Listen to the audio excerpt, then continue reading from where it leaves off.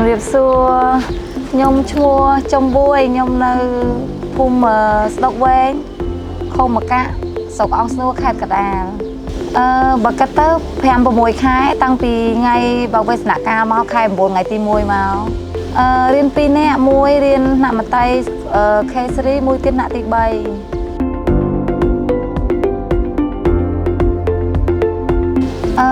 ការប្រែប្រួលនោះបើអាមួយទូចនិយាយបានច្រើនជាងមុន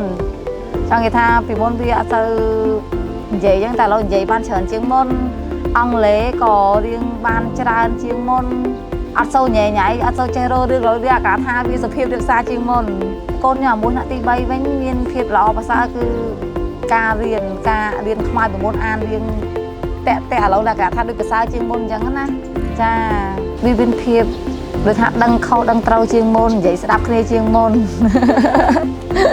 ចេះទៅព្រោះពីមុនវាក្មេងអត់ទាន់បានចូលបានអីទៅបាក់ហៅបាក់ឥឡូវនិយាយទៅដឹងម៉ោងដឹងពេលដឹងវេលាដឹងថាម៉ោង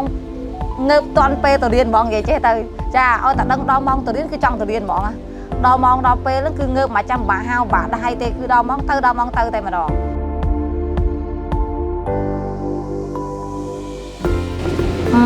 បរិយាកាសគឺល្អព្រោះធំទលាយហើយស្អាត clean ចាគ្រូយកចិត្តទុកដាក់មានការឬមួយក៏មានវិវត្តឬមួយក៏មានអីក៏គាត់តែងតែឆាតាម Telegram ប្រាប់យើងរហូតចឹងណាខ្ញុំមានគ្រូខ្មែរមានទាំងគ្រូបរទេសចា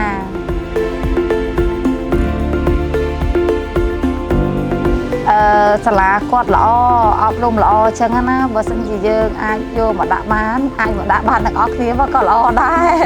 ព្រោះការខ្ញុំមកចុះដំបូងគឺមុនគេចាឥឡូវមានច្រើនជាងមុនច្រើនចា